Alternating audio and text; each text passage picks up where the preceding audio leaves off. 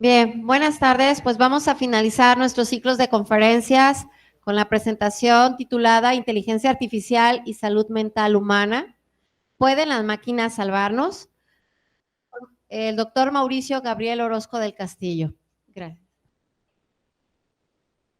Hola, buenas tardes. Pues muchas gracias por la asistencia. Efectivamente, pues es la última plática como parte del Congreso ICAIM. Entonces, comienzo la presentación con esta pregunta justamente, ¿no? Me interesaba dar esta plática acá justamente para tratar de unificar un poquito lo que hemos estado platicando durante estos 3 días, ¿no? Por un lado la inteligencia artificial y por otro lado la salud mental, ¿no? Y lo que es el objetivo en gran parte del ICAIM, ¿pueden las máquinas salvarnos? ¿Pueden las máquinas aportar, apoyar a que tengamos una mejor salud como humanos? Y voy a intentar contestar esta pregunta a lo largo de la presentación y tomando en consideración algunas de las cosas que se han estado platicando en estos días, ¿no?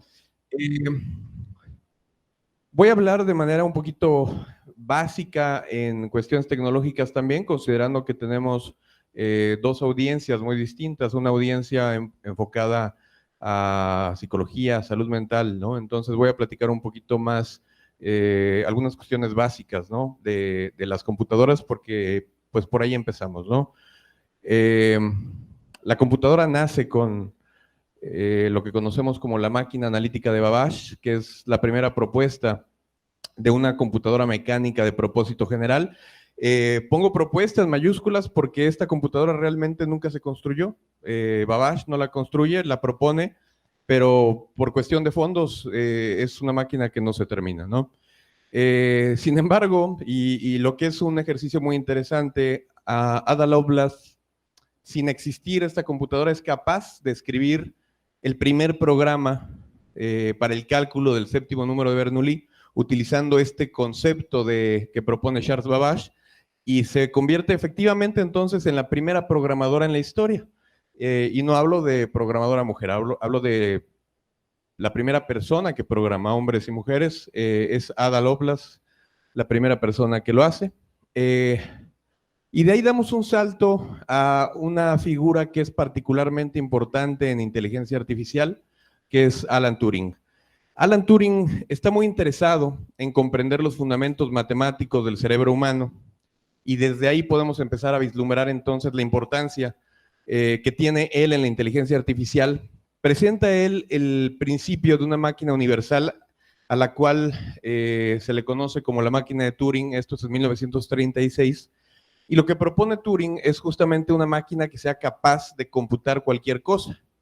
Y es justamente el concepto central de la computadora moderna, es decir, el concepto que seguimos manejando al día de hoy de computadora está basado en las ideas de Alan Turing.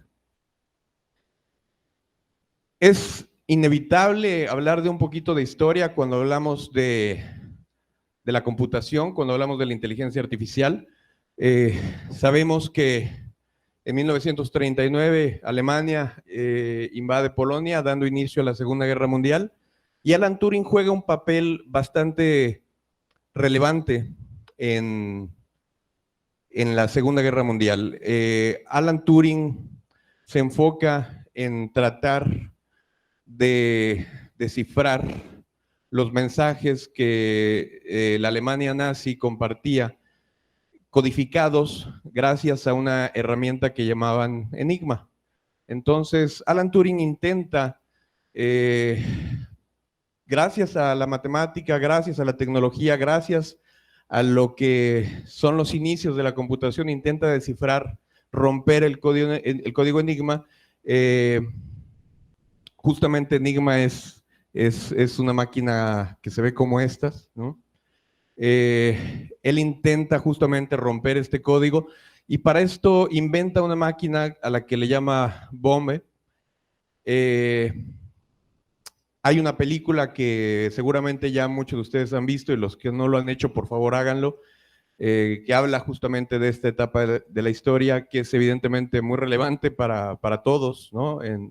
Al día de hoy. No voy a platicar mucho detalle, justamente para que vean la película. Spoiler, los alemanes pierden la guerra, ¿no? Afortunadamente. Y esto es en gran parte gracias a las aportaciones de Turing. Entonces, la matemática, la computación, desde ese momento juega un papel fundamental en la historia. Gracias, hay estudios que hablan que justamente gracias a los avances y a los trabajos de Turing, la guerra se acorta al menos 2 años. Y que la guerra se haya acortado 2 años tuvo el impacto de salvar 14 millones de vidas. Me gustaría que tomen un poquito que reflexionemos un poquito, conciencia de lo que 14 millones de vidas significan. 14 millones de vidas significan todo el estado de Yucatán, todo el estado de Quintana Roo, todo el estado de Campeche, y así podemos seguirnos. Toda esta zona de la República Mexicana, y estoy hablando no de hace 80 años, la población actual, toda la población actual de estos estados del país son 14 millones de vidas. Eso es lo que se salvó gracias a los trabajos de Alan Turing. Está la película, entonces, en inglés, The Imitation Game, el código Enigma en español. Si no la han visto, véanla, porfa. Este es un ejemplo de una máquina Enigma que existe actualmente. A mí me sorprendió mucho saber que existen todavía al día de hoy las máquinas Enigma, evidentemente que se conservaron en postguerra, ¿no? Esta es una máquina Enigma que está conservada al día de hoy, a la cual no se le debería de fotografiar. Ese es alguien que puedo no ser yo, y ese soy yo que podría o podría no estar justamente al lado de la máquina Enigma. Pero bueno, las máquinas Enigma existen actualmente y forman una parte importante de la historia, evidentemente, ¿no? Turing se pregunta, ¿pueden las máquinas pensar? Y para responder a esta pregunta, en uno de los artículos que son legendarios en la inteligencia artificial, no puede nadie llevar un curso de inteligencia artificial que se respete al menos, sin que se les hable un poquito acerca de este artículo. Este artículo, Computing Machinery and Intelligence, que se publica en 1950, es donde Turing describe un procedimiento que actualmente se conoce como la prueba de Turing. La prueba de Turing es justamente el criterio que manejamos nosotros, los científicos de inteligencia artificial, para determinar si una máquina puede o puede no pensar. Si puede o no ser inteligente, es capaz de pasar la prueba de Turing o no. Justamente vivimos tiempos muy interesantes en el sentido de que ChatGPT, una de las herramientas que se han estado platicando durante estos 3 días, pues para todos fines prácticos, parece haber vencido ya la prueba de Turing, y estamos hablando ya de máquinas que pueden ser consideradas inteligentes. Me gusta pensar que nosotros como humanidad hemos creado algo, hemos creado a nuestra bendición, si queremos verlo así. Tenemos una criatura a la que le hemos dado vida, ¿no? De alguna manera. Y esto implica muchas cosas, ¿no? Y esto implica el inicio de la inteligencia artificial. Entonces, me gustaría platicar un poquito qué es la inteligencia artificial. No terminamos de ponernos de acuerdo en qué sí y qué no es inteligencia artificial. No voy a poner una definición oficial porque no existe, pero sí hay diferentes líneas de pensamiento. Algunos científicos manejan que la intención de la inteligencia artificial es construir sistemas que sean inteligentes. Sea lo que sea la inteligencia, que es una discusión que claramente involucra también a los psicólogos, el objetivo es crear sistemas inteligentes. Hay gente que dice que no, que la inteligencia artificial son sistemas que piensan como seres humanos. Y esa es otra idea de pensamiento dentro de la inteligencia artificial. ¿Cuál de las dos es correcta? No nos hemos puesto de acuerdo, pero es importante saber que existen estas dos posturas. Una muy breve historia, pero muy breve historia, evidentemente, para no alargar este tema. el término inteligencia artificial nace en 1956 en la conferencia de Dartmouth.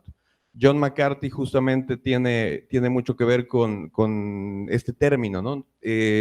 Mucha gente tal vez no conoce el término inteligencia artificial, sino de años recientes, precisamente por la explosión que ha tenido, pero es un término que tiene casi 70 años de existir, ¿no? Hubo un entusiasmo inicial en la inteligencia artificial desde 1952, donde se empezó a concebir que las máquinas podían ayudarnos a resolver muchos problemas.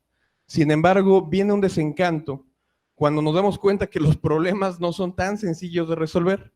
Y este desencanto está relacionado justamente con la inteligencia artificial simbólica. La inteligencia artificial nace tratando de resolver problemas mediante herramientas simbólicas. Y si bien sirve muy bien para ciertas cosas, como los sistemas expertos que nos ayudan mucho, por ejemplo, para juegos de mesa relativamente sencillos, hay juegos de mesa un tanto más complejos en cuanto a la cantidad de estados, como el ajedrez, por ejemplo. El ajedrez tiene más estados de los que, seguramente si hay alguien aquí que es jugador de ajedrez lo sabe, porque justamente tienden a enorgullecerse mucho de eso. Una partida de ajedrez tiene más estados que átomos en el universo. Entonces, es conceptualmente imposible que una máquina pueda aprender todos los estados en un juego de ajedrez y, por lo tanto, ganar cada partida, ¿no? Y es ahí donde perdemos un poquito el encanto que nos había vislumbrado los inicios de la inteligencia artificial y este tipo de técnicas que siguen siendo útiles al día de hoy, pero no juegan el papel predominante ya en inteligencia artificial. Es lo que a muchos autores conocen como Good Old Fashioned Artificial Intelligence o GOFAI. Es aquellos que tengan un inglés relativamente coloquial, pues saben que la frase Good Old Fashioned es como decir el viejo confiable, ¿no? Alguna cosa así. Entonces, hay cierto cariño de por medio cuando hablamos de GOFAI, de Good Old Fashioned Artificial Intelligence, en el sentido de que, bueno, así es como empezamos y así es como resolvimos muchos problemas, pero ya la IA al día de hoy es otra cosa, ¿no? ¿Qué es la inteligencia artificial? Justamente ayer hacía corajes con Jorge Hernández que, que decía, bueno, obviamente en memes, en broma, la inteligencia artificial, lo que la gente piensa que es, lo que los programadores amateurs piensan que es y lo que realmente es una serie de if anidados, ¿no? De si esto, una serie de condiciones, ¿no? Un nuevo programador pregunta qué es la inteligencia artificial y es simplemente una sentencia if, es decir, si pasa esto, una cosa y si no, lo contrario. Mucha gente piensa que la inteligencia artificial no es más que esto, pero no es así. Jorge, no es así. La inteligencia artificial es mucho más que eso, ¿no? ¿Qué es entonces la inteligencia artificial? La inteligencia artificial es algo que confío que en estos días se ha vuelto un poquito más accesible para todos, ¿no? Las máquinas impulsadas por IA pueden sintetizar grandes cantidades de información, son ideales justamente para conjuntos de datos muy grandes y esto es fantástico porque justamente como especie hemos logrado generar cada vez más y más datos. Entonces, al grado de que ya no son, los datos que generamos nos han superado para el análisis manual de ellos. Ya no tenemos la capacidad como seres humanos de analizar la cantidad de datos que como seres humanos hemos generado. Entonces necesitamos una herramienta que nos ayude y la inteligencia artificial es particularmente eficiente para ello. ¿Cómo se organiza entonces la inteligencia artificial? No está claro. En todos los libros, en todas las páginas, en todos los artículos que ustedes encuentren, van a encontrar diferentes clasificaciones de lo que es la inteligencia artificial. Entonces, si alguien es ajeno al área y no entiende exactamente cuáles son las áreas de la inteligencia artificial, no se preocupen porque ni siquiera nosotros que nos dedicamos a ello lo tenemos claro. Sabemos que tiene muchas áreas, pero no sabemos exactamente cuáles son, ni sabemos exactamente cómo se clasifican. Pero es bastante amplia, eso es un hecho. La inteligencia artificial es bastante amplia y probablemente, y una de las áreas de la inteligencia artificial, que sí tenemos claro que es un área de la inteligencia artificial y que está particularmente de moda en estos tiempos, y que seguramente han escuchado hablar de una forma u otra, es Machine Learning, el aprendizaje automático, el aprendizaje máquina. Machine Learning es un enfoque de la inteligencia artificial que involucra distintos métodos para permitir que modelos aprendan. Y hay diferentes estilos, digamos, de Machine Learning: supervisado, no supervisado, profundo, por refuerzo. No voy a entrar mucho a detalle, evidentemente, pero es un área de la inteligencia artificial que tiene justamente esta característica de aprender, en el sentido al menos de extraer información a partir de datos. ¿Qué puede hacer la inteligencia artificial? Muchas cosas. Puede representar conocimiento, puede razonar de forma automática, planeación, procesamiento de lenguaje natural. Muchas de estas aplicaciones las hemos estado platicando justamente durante estos días. Y existen muchas técnicas y muchos modelos de inteligencia artificial. Los voy a mencionar de manera muy breve para que haya este conocimiento de qué áreas existen. Sería completamente absurdo entrar a detalle a cada una de ellas, pero bueno, están las redes neuronales artificiales, la lógica difusa, la inteligencia de enjambres. Vamos una por una rápidamente. Las redes neuronales artificiales. Nosotros como seres humanos entendemos o definimos que podemos pensar, que somos inteligentes. Y entonces, en este objetivo de crear algo que sea inteligente también, pues buscamos inspiración en nosotros mismos. ¿Cómo es que nosotros somos capaces de pensar? ¿Cómo es que nosotros somos entidades inteligentes? Hace muchos años se pensaba que la inteligencia provenía del corazón.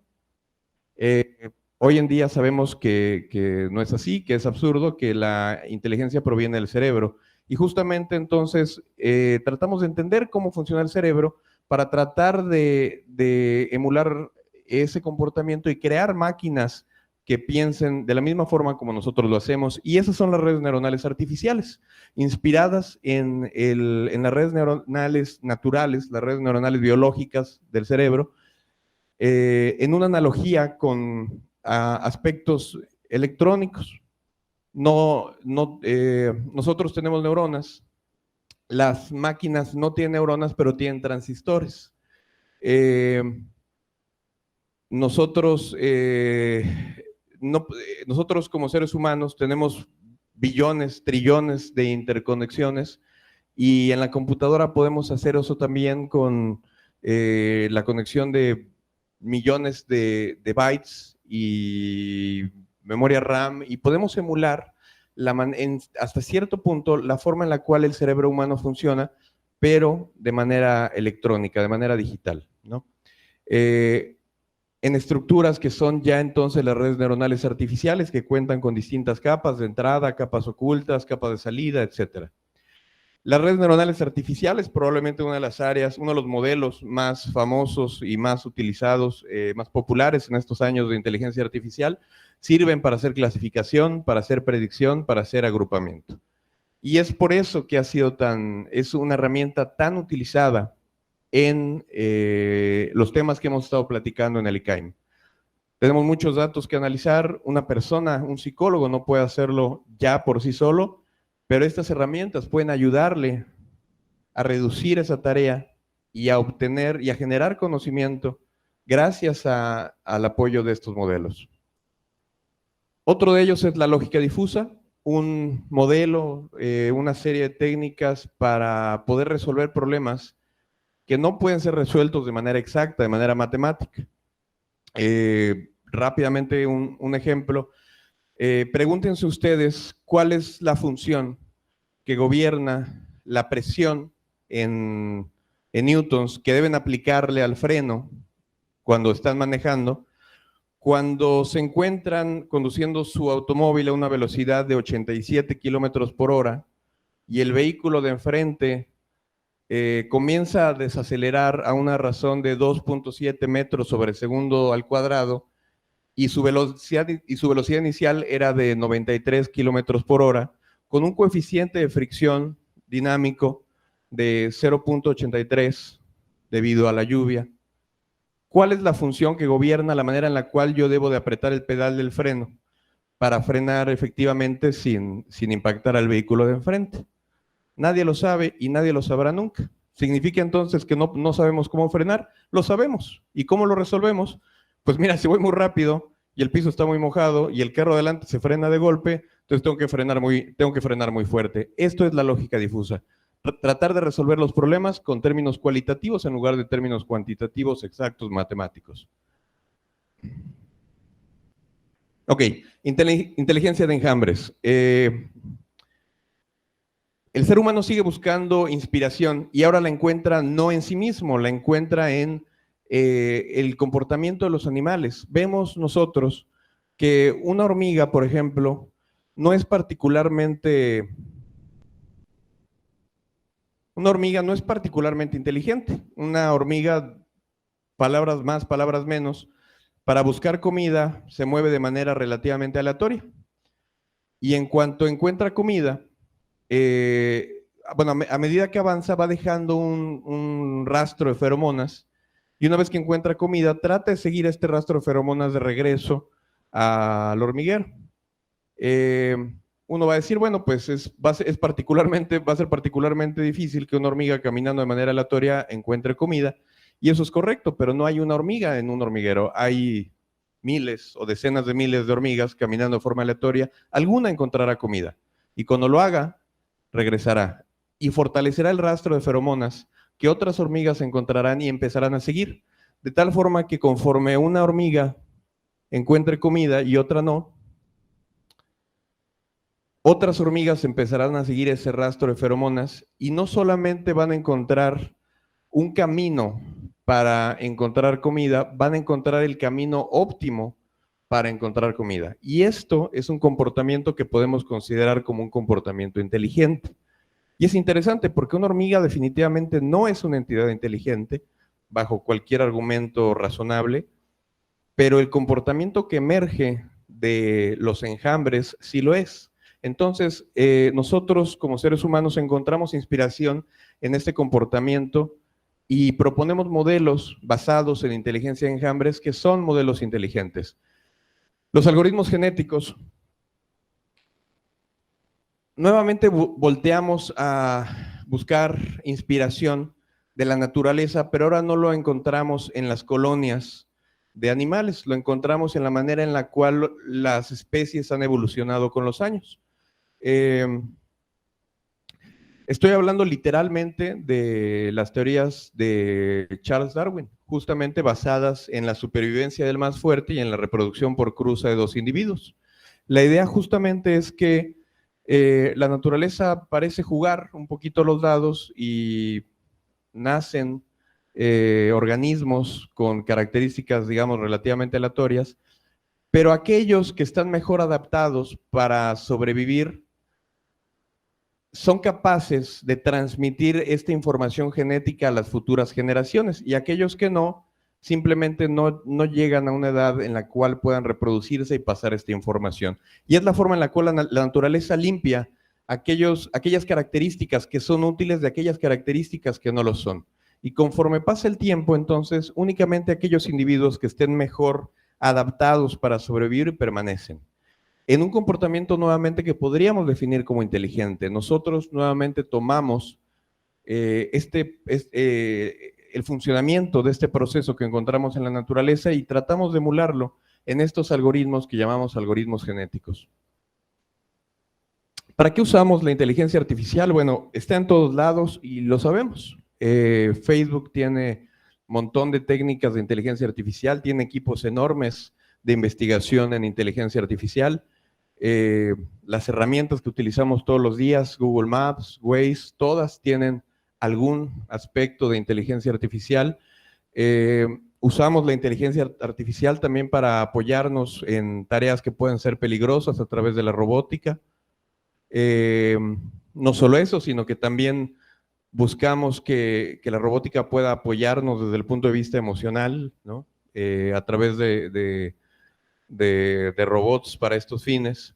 Implementamos justamente estos conceptos de inteligencia de enjambre con la robótica para crear robótica de enjambres. Los vehículos autónomos son claramente uno de los temas que están más en boga en estos años, ¿no? Crear vehículos que sean realmente inteligentes. Los asistentes virtuales, todos hemos usado alguno en algún momento, o Alexa, Siri, Cortana, etcétera. Todos ellos tienen y usan inteligencia artificial.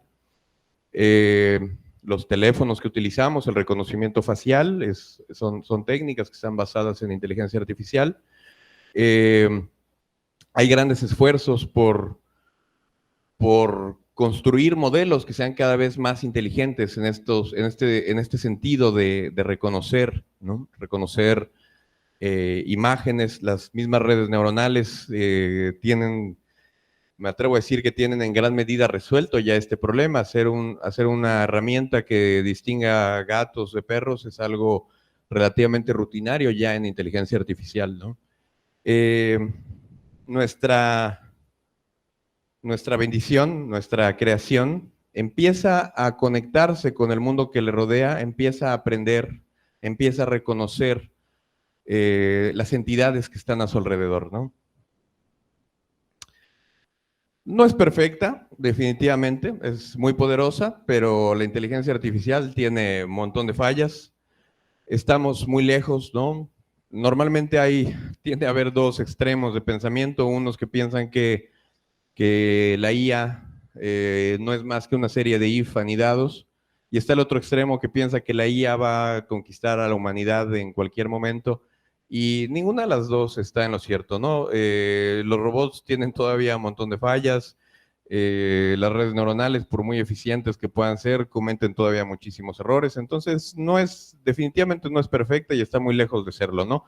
Pero está aprendiendo, y está aprendiendo al grado que este problema del ajedrez es un problema que la inteligencia artificial tiene cubierto. No hay un ser humano capaz de vencer a una máquina en ajedrez. Y esto ocurre desde que 1996, me parece, el campeón Garry Kasparov pierde contra la máquina Deep Blue en una historia que probablemente muchos de ustedes conozcan. Actualmente jugamos entre seres humanos, pero la computadora es la que califica si lo hicimos bien o lo hicimos mal. Ya la computadora nos tiene claramente dominados. En algo que fue claramente un hito muy relevante, porque la gente en los 50s, en los 60s, no pensó que esto fuera a pasar nunca, ¿no?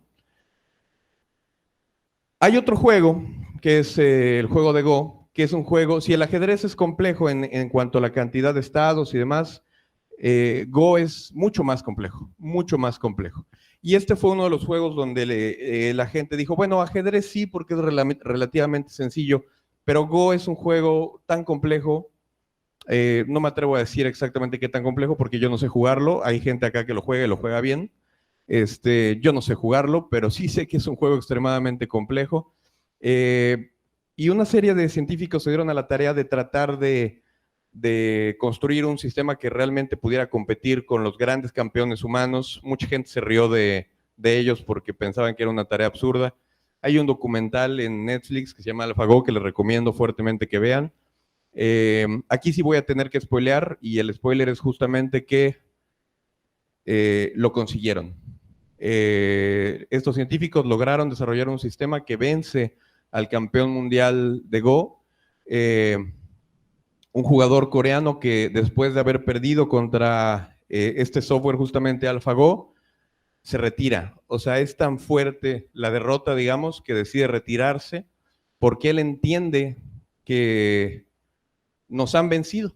La máquina nos ha vencido, no hay nada que podamos hacer, no tiene caso seguir jugando a Go porque nadie va a vencer nunca a la máquina, ¿no? Y por cultura, digamos, este jugador coreano decide que lo honorable es retirarse, porque no vencerá nunca a la máquina, ¿no? Entonces, ha habido avances considerables, muy fuertes.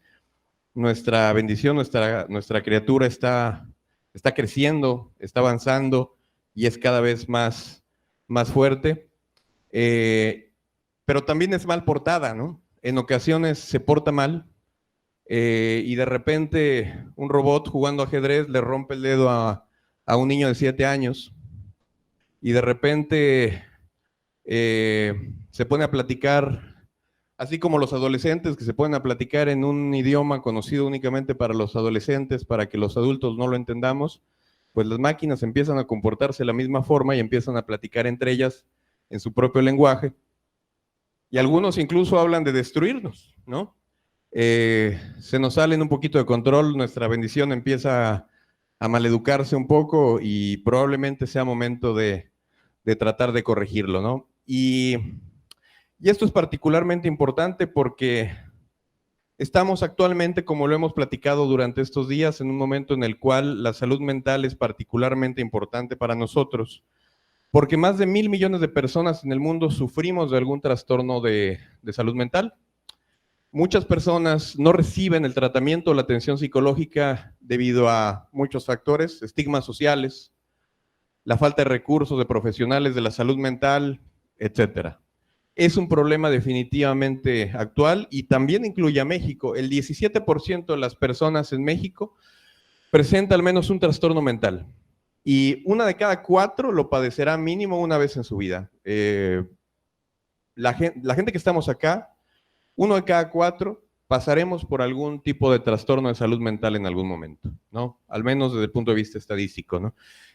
Y es un problema en el sentido de que del presupuesto de salud en México, solamente el 2% se destina a la salud mental, cuando la Organización Mundial de la Salud recomienda que la inversión debería de estar entre un 5 y 10%. Entonces, es un problema grave y todavía no hemos terminado de darnos cuenta de la gravedad del problema. Lo digo desde una perspectiva nacional, ¿no? Ahora, de este 2%, que de por sí es muy poco, el 80% de ellos se emplea para la operación de hospitales psiquiátricos, es decir, en términos tecnológicos, digamos, este 80% del 2% se utiliza en mantenimiento correctivo, cuando el mantenimiento debería de ser preventivo. Vamos a evitar que esto suceda de primera instancia.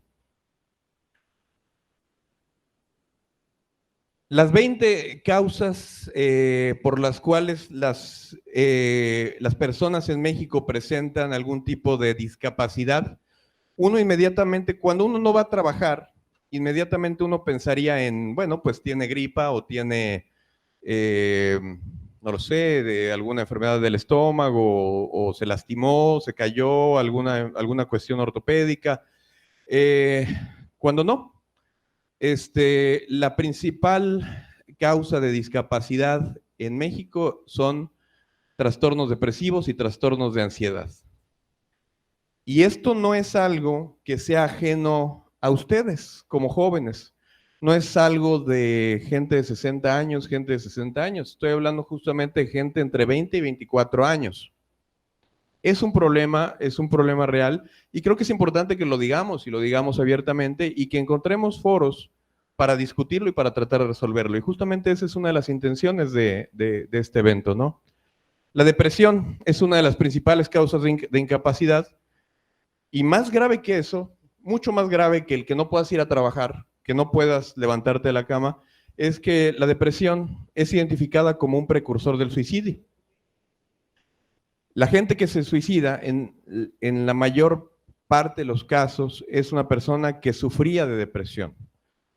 ¿Cuál es el problema? El problema es que la depresión es muy difícil de diagnosticar y atender, es muy compleja, se presenta de maneras muy complejas, no tenemos recursos para tratarla y además existen muchos estigmas con respecto a ella y por lo tanto está ubicada estratégicamente de una forma que nos es muy difícil atenderla, ¿no? Y el impacto es claro, los suicidios registrados están cada vez más en aumento. La tendencia es muy clara y no podemos mentir. Estamos pasando por un problema como humanidad, como especie, estamos pasando por un problema. Y justamente es aquí donde retomo la pregunta, ¿pueden las máquinas salvarnos? ¿Pueden las máquinas ayudarnos? Esta creación de nosotros mismos que hemos educado, a la que le hemos dado herramientas para conocer el mundo, para aprender a veces incluso para desafiarnos, ¿puede ayudarnos? Vamos a platicar un poquito de la inteligencia artificial en la salud mental. Justamente me enorgullece ser parte de un esfuerzo de muchas instituciones que estamos justamente tratando de apoyar en esta dirección. El Tecnológico de Mérida, el Departamento de Sistemas y Computación, el capítulo IIIMX que organiza este evento, la Universidad Complutense de Madrid, el Centro de Desarrollo Espacial y muchas otras. Estamos justamente uniendo esfuerzos para tratar de resolver este problema, como muchas otras personas lo están haciendo a nivel nacional e internacional, y que gracias en parte a este congreso las hemos conocido y los hemos conocido, ¿no? Voy a platicar un poquito de lo que hemos estado haciendo acá y cuál es nuestro objetivo. Nuestro objetivo es desarrollar distintas herramientas para capturar datos y para tratar de atenderlos de forma inteligente, desarrollando e implementando justamente técnicas de inteligencia artificial para la oportuna detección, identificación y explicación, como se ha estado platicando igual en varias pláticas, de este tipo de problemas de salud mental. Y aquí es donde yo los invito. A todas las personas que nos acompañan físicamente, a las personas que nos están siguiendo en distintas partes del mundo, únanse entre ustedes, únanse con nosotros a tratar de apoyar en la resolución de este problema. Hay muchas áreas de estudio que implica este esfuerzo y uno de los obstáculos justamente es este. Somos dos grupos de personas hablando idiomas muy distintos. Seguramente muchos de nosotros nos hemos parado acá y hemos dicho tonterías desde el punto de vista psicológico, y hay que aceptarlo, porque desconocemos gran parte de la terminología. Y muchas personas del otro extremo desconocen a lo mejor lo que podemos o lo que no podemos hacer precisamente por esta falta de comunicación. Entonces, es un problema complejo desde ese sentido, pero es importante que nos conozcamos, es importante que nos corrijamos y es importante que aportemos de una manera sinérgica para resolver este problema. ¿Nosotros qué estamos haciendo? Estamos haciendo básicamente tres cosas. Estamos desarrollando videojuegos serios, videojuegos que sean accesibles, que sean amenos a la población adulta joven, a los adolescentes, con la intención de atender este tipo de problemas. Un chico, Alejandro Sánchez, platicó en este congreso acerca de un desarrollo de un videojuego como terapia digital para síntomas de la ansiedad. Aquí algunos screenshots de lo que él presentó. Una chica, Janet, que dio un taller de videojuegos, justamente está desarrollando un videojuego para la predicción de puntajes de inventarios psicológicos de depresión. Tuve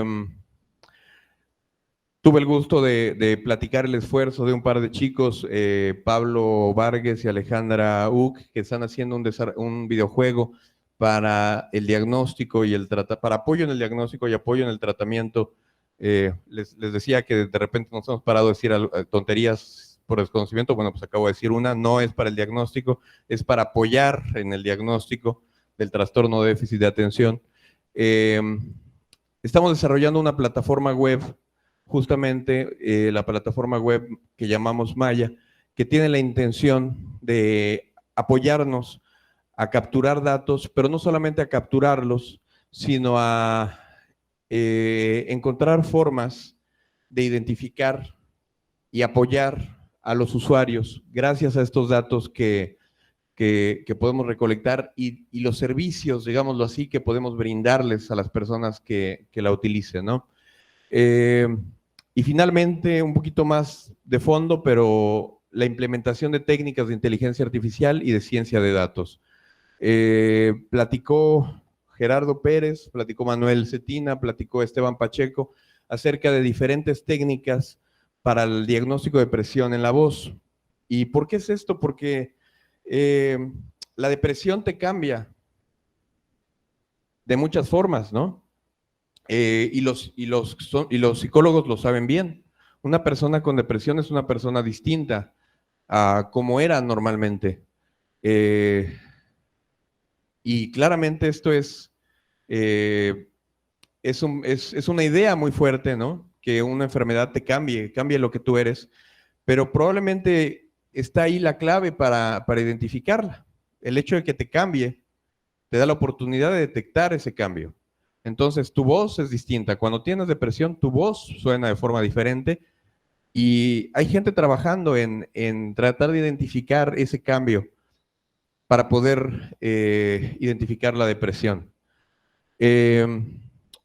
La depresión te cambia la manera en la cual te expresas. Una persona con depresión hace uso de palabras distintas a una persona que no tiene depresión. Y es ahí donde el procesamiento del lenguaje natural puede ser muy importante para ayudarnos a encontrar estos cambios, ¿no?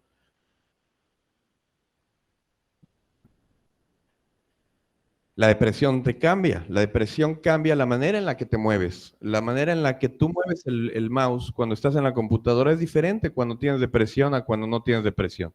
Las técnicas de inteligencia artificial y de ciencia de datos pueden probablemente tomar esta información y ayudarnos a identificar si tienes algún trastorno de este tipo, ¿no?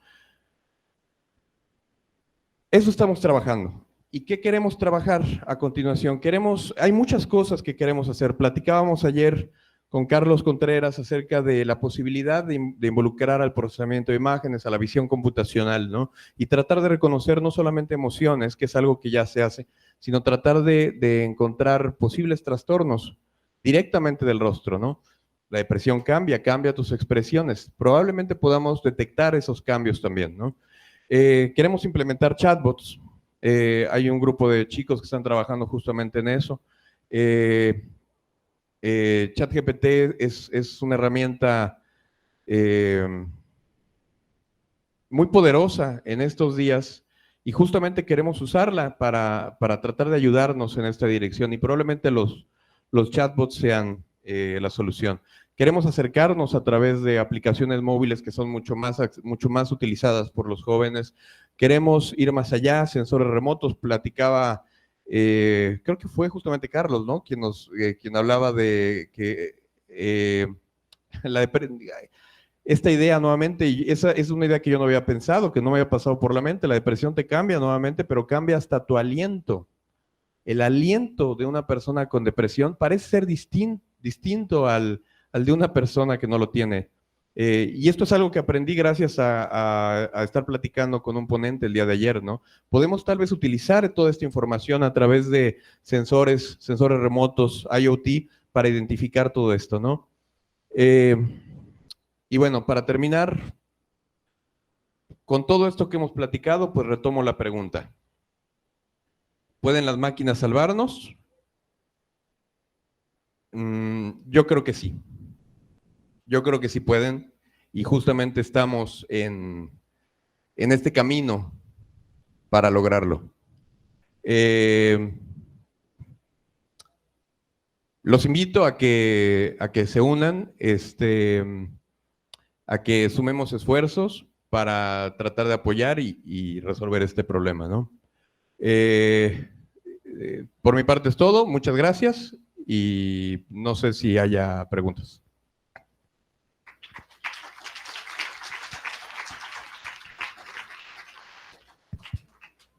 ¿Alguien tiene alguna pregunta?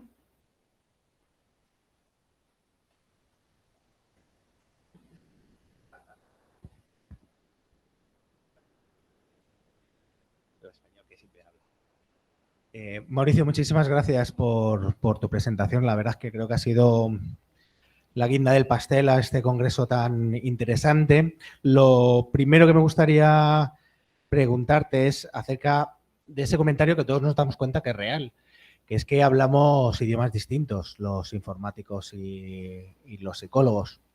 Entonces, justo el objetivo de este congreso ha sido aunar, conocernos, intentar entender las dificultades que tenemos. La pregunta va más por el sentido, no sé si quizás de qué acciones, incluso docentes, podemos hacer para que cada uno de nosotros aprendamos a hablar el idioma del otro. Es decir, necesitamos que la gente del área de psicología, de salud mental, etcétera, etcétera, necesitamos que conozcan tecnología realmente, necesitamos que los informáticos, los que hacemos IA, conozcamos más sobre la salud mental, o simplemente cada uno tiene que saber de lo suyo y ser capaz de comunicarse o de encontrar gente que sepa hacer la otra cosa en foros como este? Un poco tu pensamiento.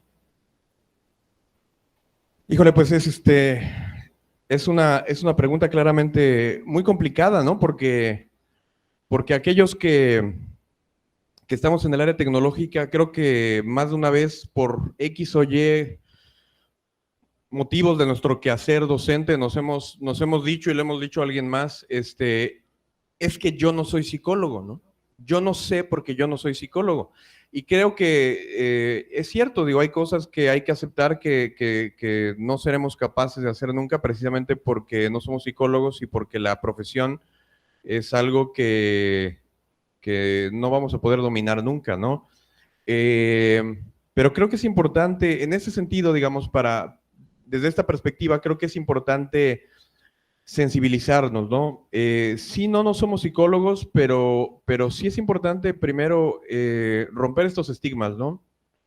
Aceptar que hay un problema, aceptar que la cuestión psicológica es un problema real, aceptar que un chico, un adulto, una persona de edad avanzada no es débil, ¿no? Sino que está deprimida. Que no es un mito, ¿no? Los problemas de salud mental no son un mito, ¿no? No es algo que está en tu cabeza y que no existe y que por lo tanto tienes que simplemente salir adelante, ¿no? Es un problema que es real, que existe y que es complejo, ¿no? Y por el simple hecho de ser complejo, hay gente que nos apoya, que son los psicólogos, y acercarnos con ellos, ¿no?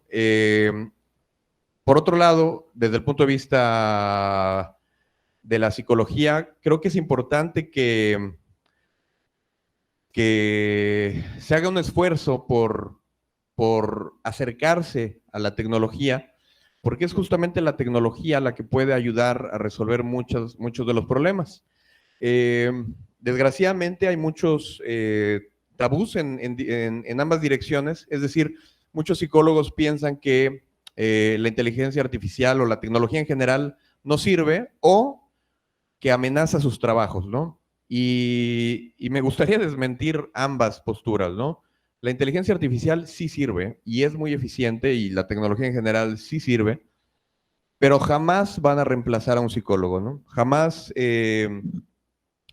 una computadora le va a quitar el trabajo a un psicólogo. No es la intención de ningún programador suplir a un psicólogo. La intención de los programadores, de muchas de las personas que estamos acá trabajando en estos temas, nuestra intención no es suplir al psicólogo, nuestra intención es apoyarlo, ayudarlo a que haga su trabajo de manera más sencilla, de una manera más eficiente, ¿no? Entonces creo que es importante abrirse a la tecnología. Justamente platicaba yo con una estudiante de psicología que me comentaba que lleva una materia de tecnologías de la información y el tema más avanzado que ven en esa materia es el uso de buscadores en plataformas web. Para una persona de sistemas, pues es una idea que suena claramente ridícula, pero es importante entender que hay un mundo distinto, entonces entenderlo, aceptarlo, y con eso en mente, por ejemplo, fue que se organizaron estos talleres de introducción a la programación en Python, en JavaScript, al desarrollo de videojuegos desde cero, justamente para que la comunidad de los psicólogos se acerquen al área tecnológica. Y bueno, en resumen, contestando la pregunta, ¿qué creo que es lo que tenemos que hacer? Tenemos que romper las barreras que nos están separando como comunidades, entender que estamos juntos en esto, entender que por separado no vamos a resolver los problemas, los psicólogos solos no van a resolver este problema, los tecnólogos solos no vamos a resolver este problema, necesitamos romper las barreras, sentarnos, unirnos y juntos yo creo que podemos hacerlo, ¿no? Romper estigmas en cuanto a la psicología, romper estigmas en cuanto a la tecnología y entonces entender las fortalezas de cada uno y con base en eso ayudarnos. Bien, hay otras preguntas aquí por escrito. Voy a leer la primera. ¿Cuál es su pronóstico respecto a cómo la inteligencia artificial estará asistiendo a la salud mental en los próximos 15 a 20 años? Ok, híjole, es complicado y me atrevo a decir que es complicado porque justo hace unos días platicaba con Juan acerca de, hay cosas que yo pensé que estábamos muy lejos, ¿no? Nuevamente regreso al tema de ChatGPT. Yo no pensé ver algo similar a ChatGPT hasta dentro de muchos años, ¿no? Platicábamos igual y me da mucho gusto saber que no soy el único investigador en el área de la inteligencia artificial que ve, que interactúa con ChatGPT y siente un escalofrío, ¿no? Que nos recorre porque comenzamos a percibir ya una entidad inteligente, ¿no? Entonces, claramente la inteligencia artificial está avanzando a un paso que incluso a la gente que nos dedicamos a la inteligencia artificial nos sorprende, ¿no? Entonces, yo creo que dependerá mucho, en 15, 20 años, ¿no? Dependerá mucho de la manera en la cual nosotros enfoquemos. En algún momento di esta plática en la Universidad Modelo y justamente surgía esta duda de, oye, pero la tecnología también trae un montón de problemas, ¿no?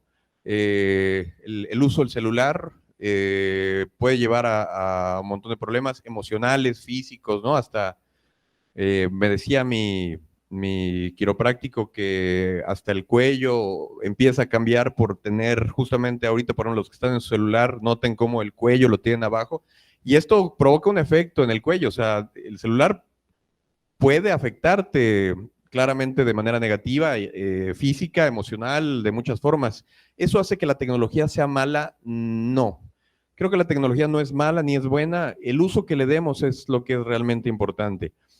Entonces, para contestar la pregunta, creo que en 15, 20 años la cosa puede ser, desde el punto de vista de la tecnología, de la inteligencia artificial, puede ser un gran aliado, puede ser un gran enemigo, y esto depende de la manera en la cual nosotros afrontemos a la tecnología, el uso que le demos. Entonces, creo que es muy importante que justamente entendamos a la tecnología como algo que nos puede ayudar.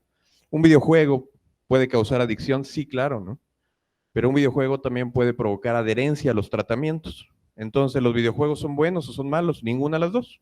Hay que esforzarnos en encontrar maneras en las cuales la tecnología sirva para ayudarnos. De ser así, yo creo que en 15, 20 años, quiero creer que encontraremos el camino correcto. Y de ser así, yo creo que en 15, 20 años definitivamente la inteligencia artificial será un acompañante de nuestras vidas diarias, que nos monitoree, que nos asista, y que nos permita identificar y tratar problemas físicos y problemas mentales de manera muy eficiente. Eso es al menos, no sé si es, no sé qué tanto es pronóstico, qué tanto es deseo, pero quiero creer que es el pronóstico que yo tengo, ¿no? Bien, hay más preguntas, no sé si por cuestiones de tiempo seguimos o las respondes por escrito posteriormente.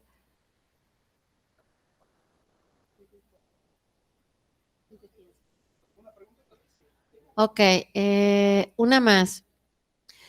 ¿Cómo podemos tratar de desarrollar una mejor estrategia para prevenir la depresión?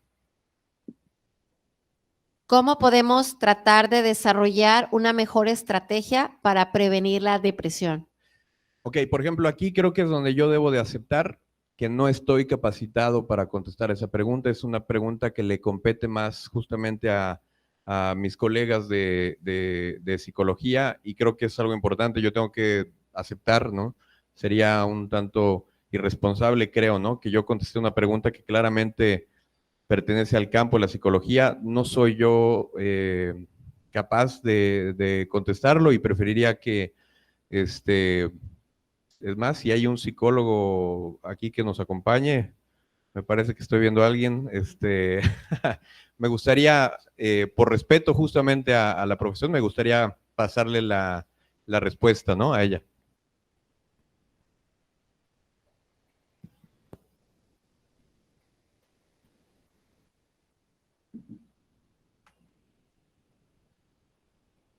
Buenas tardes. Si entiendo la pregunta es ¿cómo se puede afrontar la parte de la depresión? Sí, la voy a repetir. ¿Cómo podemos tratar de desarrollar una mejor estrategia para prevenir la depresión? Pues yo creo que aquí sí entra, o sea, esto que nos estaban comentando en este momento el doctor Mauricio, sobre la aplicación de varias, o sea, la unión, ¿no? El trabajo conjunto. Y creo yo que sería una investigación más amplio sobre qué es la depresión, porque tenemos que considerar todo el contexto social, ¿no? O sea, también en esta parte social, en estos últimos años que hemos vivido con la cuestión de la pandemia y todo eso, se ha visto también un repunte en estos cambios de la salud mental. Entonces, pues yo creo que es un estudio conjunto de estudiar tanto la parte pues social, la situación histórica, la parte individual y pues buscar estrategias conjuntas pues con ustedes, ¿no? Veíamos también en las pláticas que yo creo que la parte de la inteligencia artificial puede ayudar mucho para, independientemente en qué contexto, ya veíamos en los contextos escolares, laborales, un primer campo de atención a la depresión es la prevención, ¿no? Entonces es también trabajar sobre la prevención, sobre aplicaciones que nos permitan de alguna manera estar detectando antes de que se desarrolle más a futuro la alteración. Y pues ya en aquellas poblaciones que ya la han desarrollado, pues desarrollar trabajos conjuntos para el tratamiento, ¿no? Y pues aquí también entran tratamientos tanto psicológicos, médicos, y pues yo creo que es un área muy compleja, o sea, que requiere muchas especialidades, ¿no? Desde la parte social, médica, psicológica, de la prevención, de la atención, etcétera. Bien, muchas gracias. Bien, pues vamos por concluido. Muchas gracias, doctor Mauricio. Muy ideal y acertada esta plática para cerrar nuestro ciclo. Un aplauso.